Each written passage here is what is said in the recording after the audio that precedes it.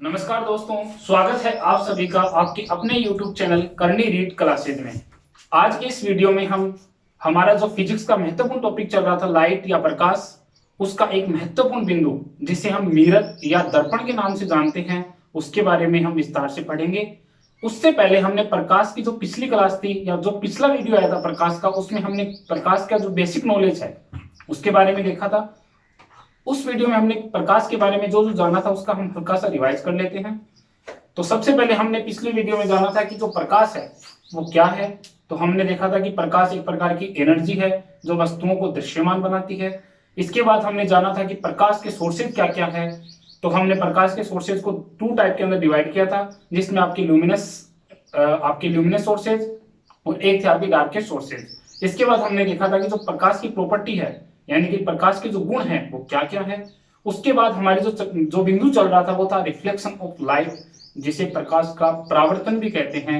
आज की इस वीडियो में हम हल्की सी चर्चा प्रकाश के परावर्तन को लेकर करेंगे, क्योंकि जो मिरर है उसके द्वारा रिफ्लेक्शन ऑफ लाइट किस प्रकार से होता है तो वो हम उसके बाद जानेंगे। तो चलिए दोस्तों,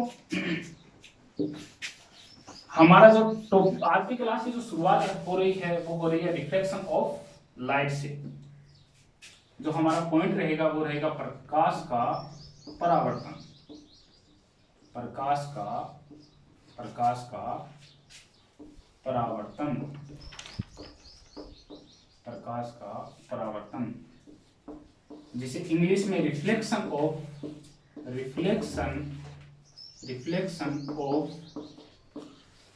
लाइट, रिफ्लेक्शन ऑफ लाइट के नाम से जानते हैं। सबसे पहले हम देखते हैं कि परावर्तन यानी रिफ्लेक्शन है वो क्या है। देखिए, जब किसी परावर्तक पृष्ठ, ये कोई परावर्तक पृष्ठ है, इस पर जब कोई प्रकाश की किरण आपतित होगी या इसके ऊपर गिरेगी तो वह इस परावर्तक पृष्ठ से टकराकर जिस माध्यम में आ रही है उसी माध्यम में अगर वापस लौट जाएगी तो इसे ही हम रिफ्लेक्शन ऑफ लाइट के नाम से जानते हैं। देखिए, ये आपका परावर्तक पृष्ठ है जिसे AB से डिनोट करेंगे। ये आपकी इंसिडेंट है जिसे हम आपतित किरण के नाम से जानते हैं। आपतित किरण या इसे इंसिडेंट रे, इंसिडेंट रे, ये आपकी इंसिडेंट रे होगी। ये परावर्तक पृष्ठ से इंसिडेंट रे टकराई और इस परावर्तक पृष्ठ से टकराकर जिस माध्यम में ये इंसिडेंट रे आ रही है उसी माध्यम में यह परावर्तक पृष्ठ से टकराकर रिफ्लेक्ट हो गई, तो यही घटना आपकी परावर्तन के नाम से जानी जाती है। ये होगी आपकी रिफ्लेक्टेड रे यानी आपकी परावर्तित किरण।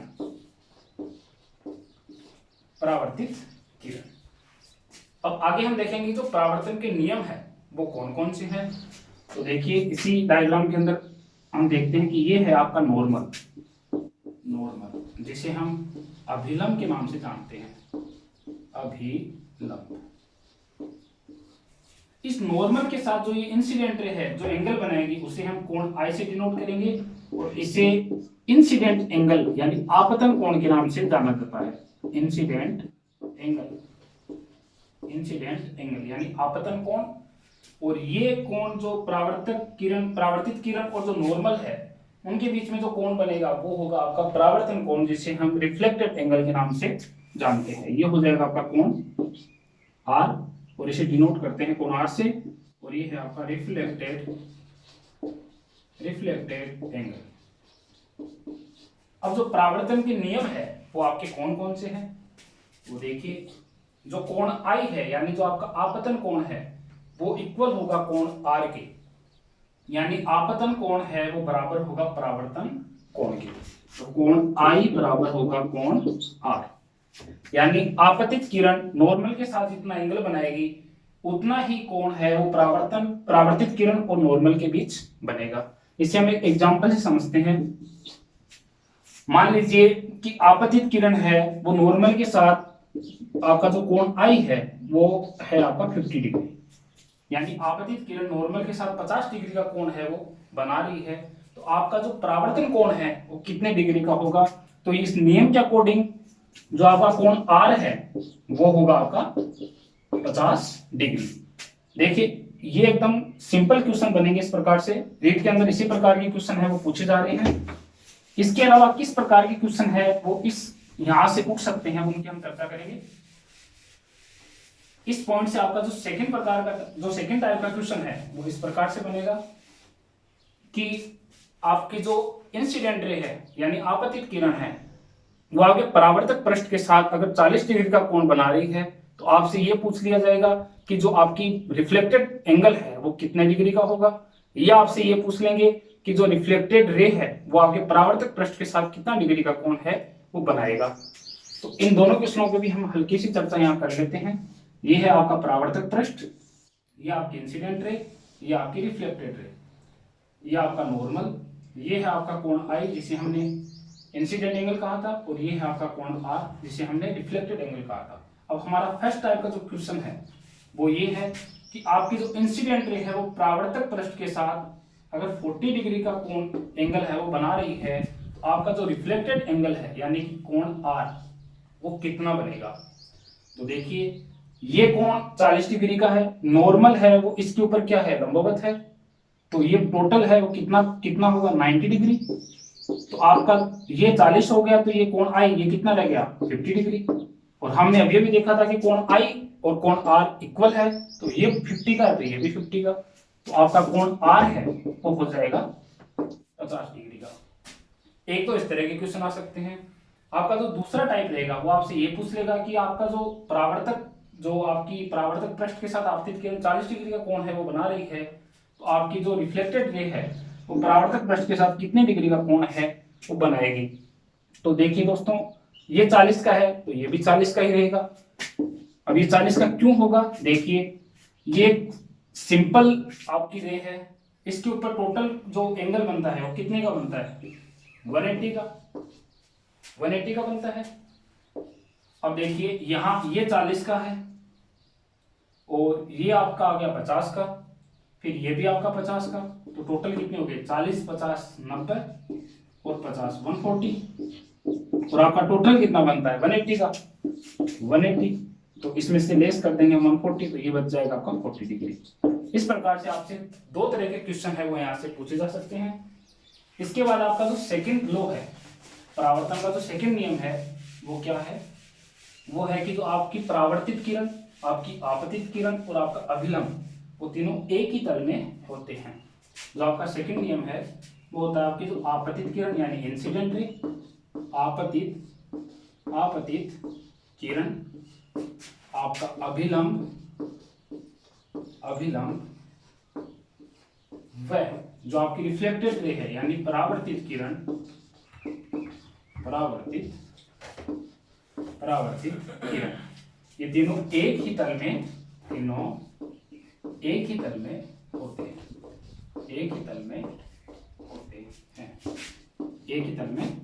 होते हैं। ये आपके दो परावर्तन के नियम हैं। इसके बाद हम ये जानेंगे कि जो आपका परावर्तन है उसके एक उदाहरण यानी एग्जाम्पल है वो कौन कौन से हैं। तो आपका जो फर्स्ट एग्जाम्पल है वो तो है कि आपको जो वस्तुएं दिखती है वो आपको परावर्तन की वजह से ही दिखाई देती है। जैसे मान लीजिए आपको ये बोर्ड दिख रहा है तो ये आपको परावर्तन की वजह से ही दिखाई दे रहा है। इसके अलावा हम जानेंगे कि जो आपका दर्पण है जिसे अमूमन हम घरों में यूज लेते हैं, इसके अलावा आपने वाहनों के अंदर भी जो साइड मिरर है जो हैंगिंग मिरर है वो आपने देखे होंगे, उनके द्वारा भी परावर्तन की जो प्रक्रिया है या जो घटना है उनके द्वारा ही आपको दिखाई देता है। तो ये इसके एग्जाम्पल है। आज हमारा जो महत्वपूर्ण टॉपिक है वो रहेगा आपका मिरर,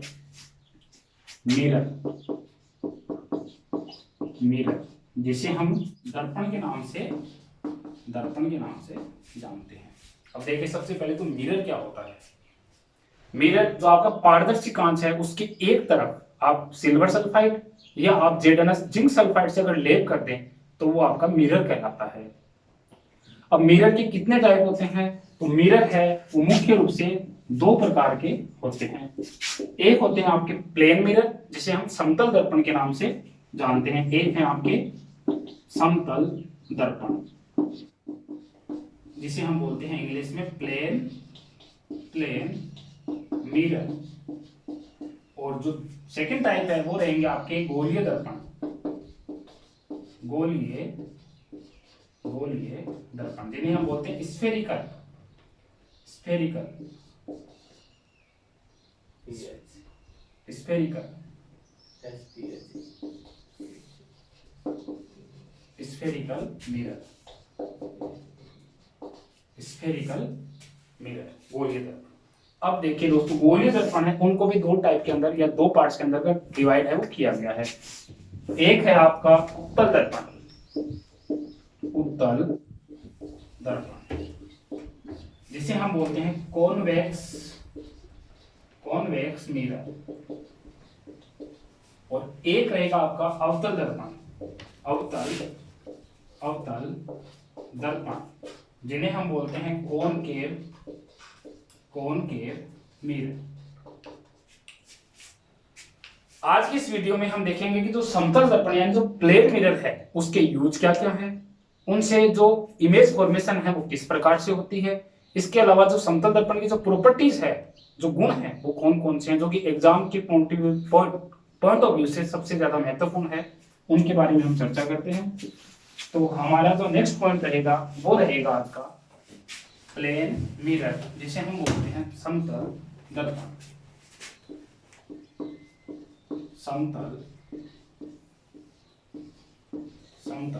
दर्पण जिसे हम बोलते हैं प्लेन मिरर, प्लेन मिरर। ये जो आपका दर्पण वाला पार्ट है ये आपके 10th, इसके अलावा आपके पटवार एग्जाम, एनटीपीसी, रेलवे की जितनी भी एग्जाम्स है उनके अंदर भी सबसे महत्वपूर्ण रहेगा। इसके अलावा आपका रीट के पॉइंट ऑफ व्यू से ये सबसे महत्वपूर्ण टॉपिक माना ही गया है। जो आपके समतल दर्पण है उनके बारे में हम आज चर्चा करेंगे। तो जो समतल दर्पण से इमेज फॉर्मेशन है वो आपकी किस प्रकार से होती है तो हम देखते हैं। ये है आपका प्लेन मिरर। इस साइड में अगर कोई ऑब्जेक्ट रखा है, जैसे ये हो गया आपका ऑब्जेक्ट, इससे जो इमेज बनेगी वो आपकी इस प्रकार से बनेगी। ये हो गई आपकी इमेज। देखिए समतल दर्पण से जो इमेज बनती है वो बनती है आपकी सीधी। इसके अलावा जितना आपका ऑब्जेक्ट रहेगा, जितनी ऊंचाई आपकी ऑब्जेक्ट की है उतनी ही ऊंचाई आपकी इमेज की बनेगी, यानी बराबर, यानी ऑब्जेक्ट यानी जो वस्तु है उसके बराबर। इसके अलावा जो आपकी इमेज है उसका पार्श्व प्रतिलोम यानी लेटरल इन्वर्जन आपकी इमेज है वो बनेगी, यानी आपका जो बायां भाग है वो आपको दर्पण में दायां वाला दिखेगा और जो आपका दायां भाग है वो आपको दर्पण में बायां भाग दिखेगा। इसे ही हम लेटरल इन्वर्जन के नाम से जानते हैं। इसके अलावा जो आपकी इमेज बनेगी वो होगी पार्श्व प्रतिलोम, जिसे हम बोलते हैं लेटरल इन्वर्जन। लेटरल इन्वर्जन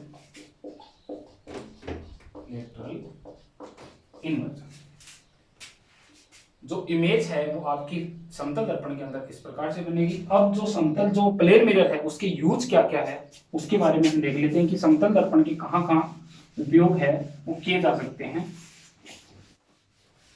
तो इसके जो यूजेज हैं, आपने ड्रेसिंग टेबल का जो मिरर देखा है वो आपका प्लेन मिरर ही होता है। इसके अलावा जो घरों के अंदर आईना देखने वाला जो फेस मिरर होता है वो भी आपका प्लेन मिरर ही होता है।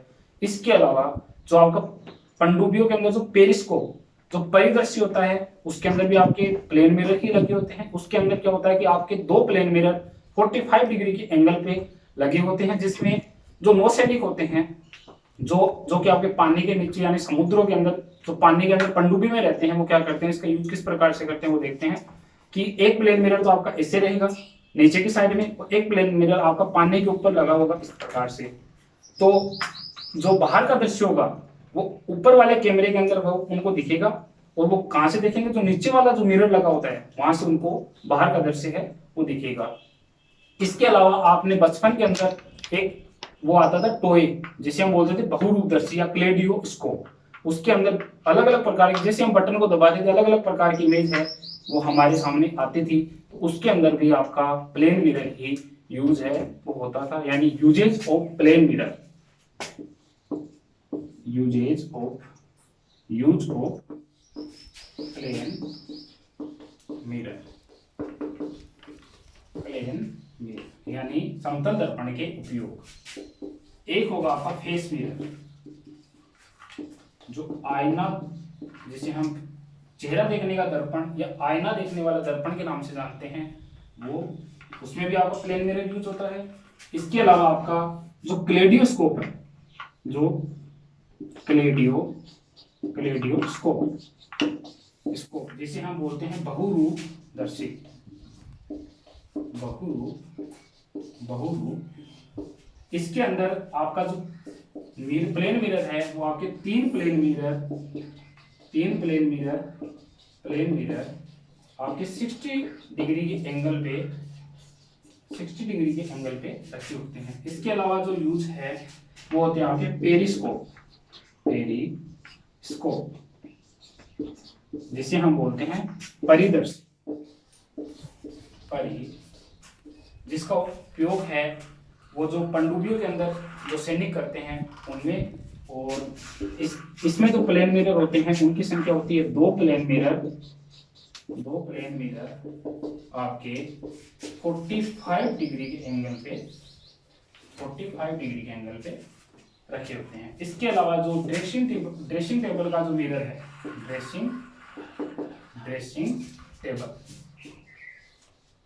ड्रेसिंग टेबल का जो मिरर है वो भी आपका प्लेन मिरर ही होता है। अब जो प्रॉपर्टियां है प्लेन मिरर की वो कौन कौन सी है उनके बारे में हम जानेंगे। तो चलिए, जो प्लेन मिरर की गुण है, जो प्रॉपर्टी है, जो एग्जाम के पॉइंट ऑफ व्यू से सबसे महत्वपूर्ण पॉइंट है, उसके बारे में हम चर्चा करेंगे। सबसे पहला जो पॉइंट रहेगा हमारा वो रहेगा जो प्लेन मिरर है उसकी वक्रता त्रिज्या या उसकी फोकल लेंथ वो कितनी होती है। तो इसमें आप ध्यान रखोगे कि जो आपका प्लेन मिरर है उसकी जो फोकल लेंथ या जो फोकस दूरी होती है वो आपकी अनंत होती है। प्लेन मिरर की जो आपकी फोकल लेंथ है वो होती है आपकी अनंत।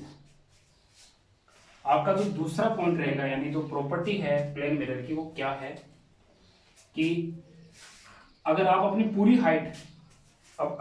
पूरी हाइट इमेज के अंदर देखना चाहते हैं तो जो दर्पण की ऊंचाई है वो आपकी हाइट से कितनी होनी चाहिए ताकि आप उस दर्पण के अंदर अपनी पूरी हाइट को देख सकें।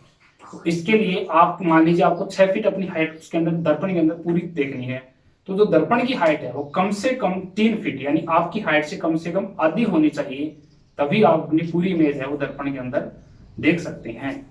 तो हमारा जो सेकंड पॉइंट रहेगा वो रहेगा कि किसी व्यक्ति या किसी व्यक्ति की पूरी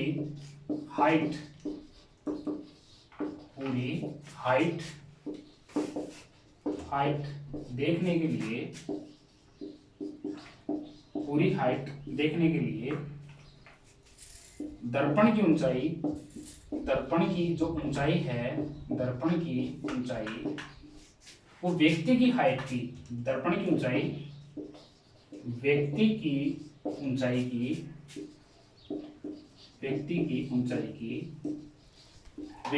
ऊंचाई की कम से कम आधी, देखिए आधी से ज्यादा हो सकती है लेकिन कम से कम आधी होनी जरूरी है। कम से कम आधी होनी चाहिए। एग्जाम्पल के तौर पे हम कह सकते हैं कि अगर कोई 5.5 फीट का अगर कोई व्यक्ति है या 6 फीट का कोई व्यक्ति है, वो अगर अपनी पूरी हाइट दर्पण के अंदर देखना चाहता है तो दर्पण की हाइट रहेगी वो कम से कम उसकी हाइट की आधी यानी कि 3 फीट या उससे ज्यादा हो सकती है लेकिन कम से कम 3 फीट है वो होनी चाहिए। इसके अलावा जो कौन कौन सी गुण है उनके ऊपर हम चर्चा करेंगे।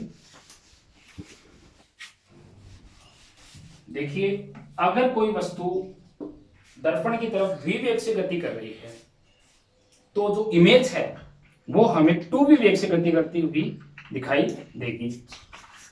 अगर कोई वस्तु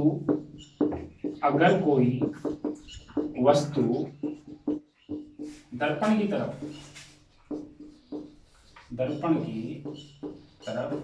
v वेग से गति कर रही है, v वेग से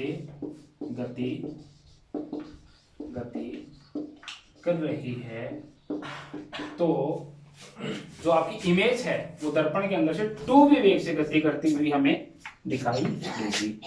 तो प्रतिबिंब 2v वेग से गति करता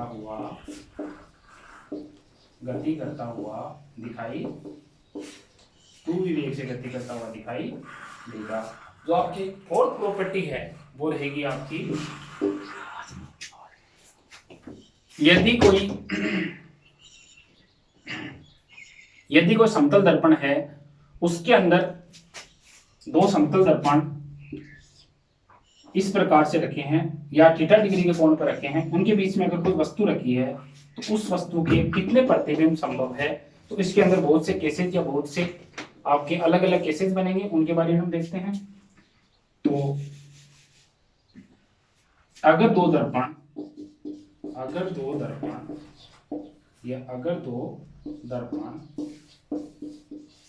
थीटा डिग्री के कोण पर रखे हैं तो जो प्रतिबिंबों की संख्या होगी,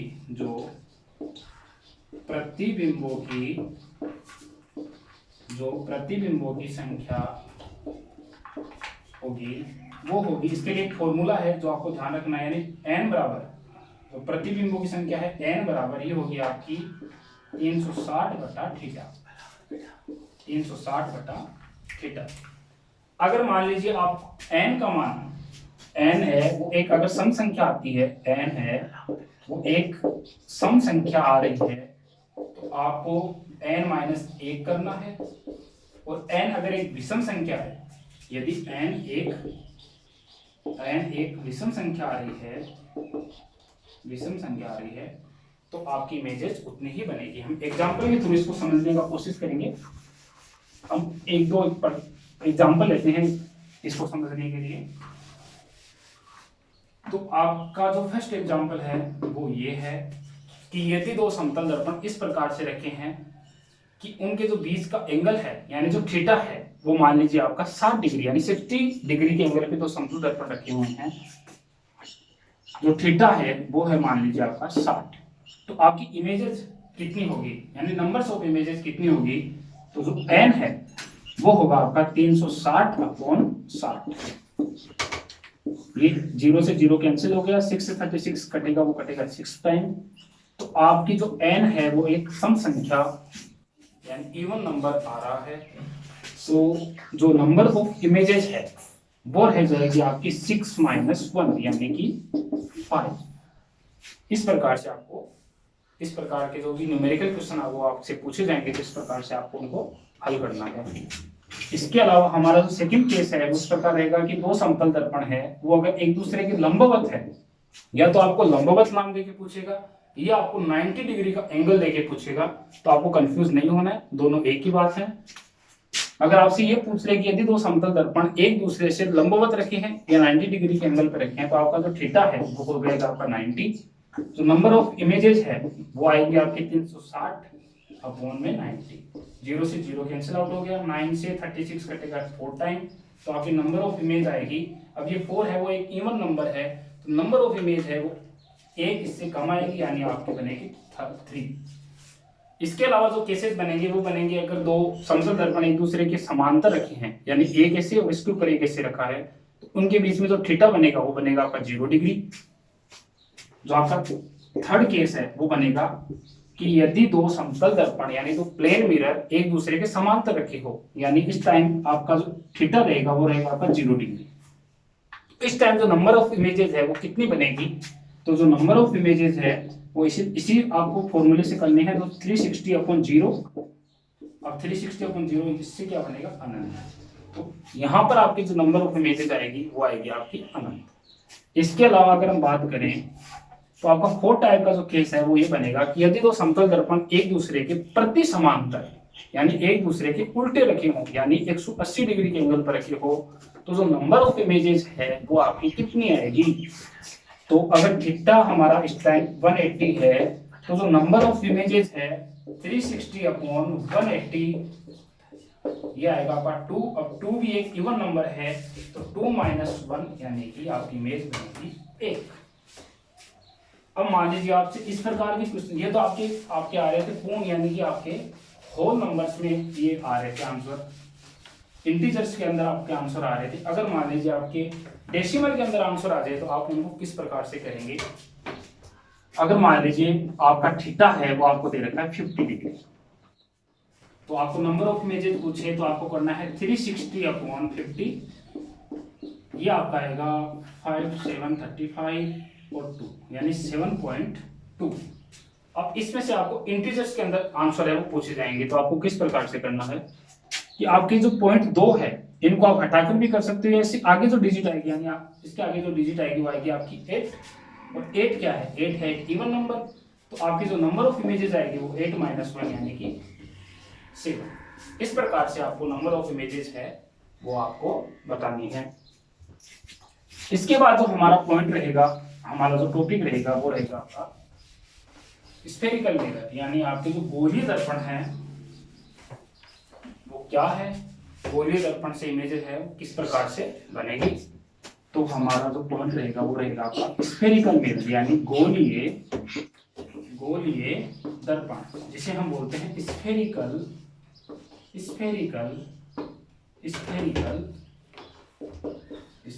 मिरर, गोलीय दर्पण। अब ये आपके 2 टाइप के हैं, एक है आपके कॉन्वेक्स मिरर जिन्हें हम बोलते हैं उत्तल दर्पण, और जो आपका सेकंड टाइप है वो है आपका कॉनकेव मिरर जिन्हें हम बोलते हैं अवतल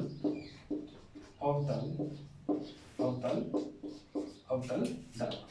देखिए सबसे पहले चर्चा करेंगे हम उत्तल दर्पण। उत्तल दर्पण क्या करता है कि जो आपकी प्रकाश किरणें आ रही है उनको ये उत्तल दर्पण फैला देते हैं, इसलिए इनको डाइवर्जिंग मिरर के नाम से भी हम जानते हैं। उत्तल दर्पण प्रकाश किरणों को क्या करते हैं, फैलाते हैं, प्रकाश को फैलाते हैं, इसलिए इन्हें क्या कहते हैं, डाइवर्जिंग मिरर, यानी फैलाने वाले दर्पण, डाइवर्जिंग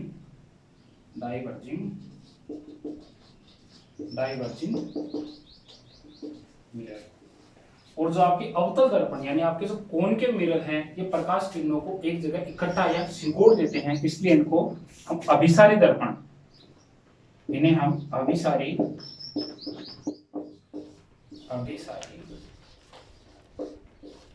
यानी कि आपके इनवर्जिंग दर्पण के नाम से भी जानते हैं। अब देखिए आगे जो हम इन दर्पण के द्वारा जो इमेज फॉर्मेशन होगी उनके बारे में पढ़ेंगे, लेकिन उससे पहले हमें कुछ परिभाषाएं हैं उनके बारे में पढ़ना है। तो हम सबसे पहले देख लेते हैं कि वो क्या क्या है, कौन कौन सी परिभाषाएं हैं जिनको हमें ध्यान रख के आगे जो इमेज फॉर्मेशन होगी उन पर हम चर्चा करेंगे। तो सबसे पहले आता है आपका वक्रता केंद्र, यानी सेंटर ऑफ कर्वेचर,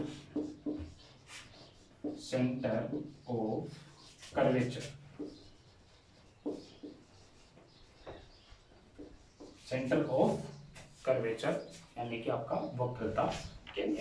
देखिए गोलीय दर्पण है वो आपके इस प्रकार से होते हैं, ये किसी गोले का कटा हुआ भाग है, जैसे पूरा गोला है, इस गोले का एक पार्ट आपका मिरर होता है, तो इस गोले के कटे हुए भाग, गोले का जो कटा हुआ भाग मिरर है, इस गोले के कटे हुए भाग का जो केंद्र है, जो आपका सेंटर है, वही आपका वक्रता केंद्र कहलाता है। यानी डेफिनेशन किस प्रकार से होगी कि गोलीय दर्पण को जिस गोले का कटा हुआ भाग माना जाता है उस गोले का केंद्र ही आपका वक्रता केंद्र कहलाता है, और इसे हम C से डिनोट करेंगे, इसे हम C से दर्शाते हैं या C से डिनोट करते हैं। इसके अलावा जो आपकी नेक्स्ट जो आपकी डेफिनेशन आएगी वो आएगी आपकी ध्रुव, यानी आपका पोल। आपका ध्रुव क्या है, देखिए आपके जो इमेज फॉर्मेशन या जो दर्पण है उसके अंदर जितनी भी दूरी है, आपकी फोकल लेंथ है, आपका वक्रता केंद्र है, आपकी जो वक्रता त्रिज्या है, वो जहां से नापी जाएगी या जहां से वो आपकी दूरियां नापी जाएंगी, वो जो आपका पॉइंट रहेगा वो रहेगा आपका ध्रुव। इसकी जो डेफिनेशन है वो ये है कि और इसे मिरर का मिडिल पॉइंट यानी दर्पण का मध्य बिंदु भी कहा जाता है, यानी middle point of mirror, middle point of mirror, middle point of mirror. और इस ध्रुव से ही आपकी सारी दूरियां है वो आपकी डिफाइंड है वो की जाएगी। इसके अलावा जो आपका थर्ड जो डेफिनेशन है वो रहेगी आपकी रहेगी वक्रता त्रिज्या, वक्रता त्रिज्या यानी आपकी radius of curvature, radius of curvature,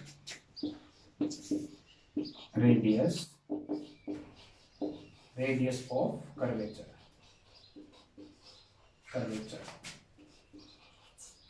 देखिए वक्रता त्रिज्या क्या है, तो आपका जो वक्रता केंद्र यानी ये आपका मिरर, ये आपका पोल और ये आपका हो गया सी, जिसे हम बोलते हैं वक्रता केंद्र। इस पोल से और सी के जो बीच की दूरी है यानी ये हो गया आपका पी, ये हो गया आपका सी और ये है आपकी वक्रता त्रिज्या जिसे हम बोलते हैं रेडियस ऑफ कर्वेचर यानी आर। इसके बाद जो हमारी फोर्थ डेफिनेशन है वो रहेगी आपकी main axis, main axis. Fourth जो डेफिनेशन रहेगी वो रहेगी आपकी मुख्य अक्ष, जिसे हम बोलते हैं मेन एक्सिस, मेन एक्सिस। देखिए मुख्य अक्ष क्या है, मुख्य अक्ष ये है आपका गोलीय दर्पण। अनंत से चलने वाले जब कोई किरण वक्रता केंद्र से होते हुए आपके ध्रुव वाले पार्ट तक जाए यानी ध्रुव तक जाए, वो जो लाइन है, वो जो रेखा है, वही आपके मुख्य अक्ष के नाम से जानी जाएगी। हमारी जो नेक्स्ट डेफिनेशन है वो है आपको मुख्य फोकस, या जिसे फोकस भी कहते हैं, फोकस बिंदु भी कहा जाता है। इसे एफ से डिनोट करते हैं, कैपिटल एफ से। ये है कि जब कोई प्रकाश किरण दर्पण से टकराकर जिस बिंदु से गुजरती है या जिस बिंदु पर एक दूसरे को काटती है या काटती हुई प्रतीत होती है, मिलती हुई प्रतीत होती है, वो जो आपका बिंदु होता है उसे ही हम फोकस, मुख्य फोकस के नाम से जानते हैं। आपकी जो नेक्स्ट डेफिनेशन रहेगी वो रहेगी आपकी फोकल लेंथ यानी आपकी फोकस दूरी, इसे हम स्मॉल एफ से डिनोट करेंगे। आपका जो पोल है और आपका जो फोकस है उससे आपकी जो दूरी है यानी ये फोकस और ये आपका पोल, इसके बीच की जो दूरी है वही आपकी फोकल लेंथ कहलाती है।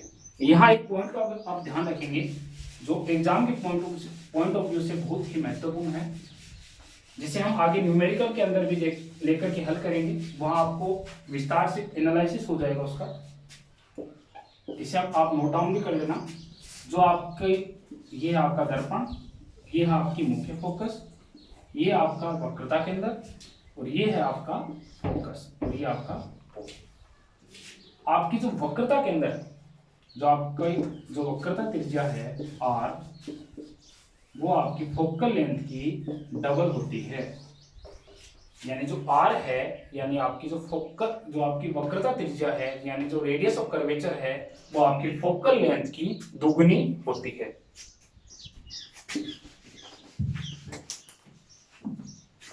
इससे आगे की चर्चा हम नेक्स्ट वीडियो में करेंगे, जिसमें हम जानेंगे कि जो आपकी गोलीय दर्पण है यानी आपकी जो स्फेरिकल मिरर है, जो आपके कॉन्वेक्स और कॉनकेव, उनसे जो इमेज फॉर्मेशन है वो किस किस प्रकार से होती है। इसके बाद हम जानेंगे कि जो आपका मानव नेत्र है वो आपका किस प्रकार से डिफाइन किया हुआ है, उनके बारे में जानेंगे। तब तक के लिए मुझे विश्वास है कि आपको ये वीडियो जरूर पसंद आएगा। इसे लाइक और शेयर जरूर कीजिए और ज़्यादा से ज़्यादा सब्सक्राइब कीजिए ताकि हम और अच्छा कंटेंट आपको प्रदान कर सके। तब तक के लिए धन्यवाद। जय हिंद, जय भारत।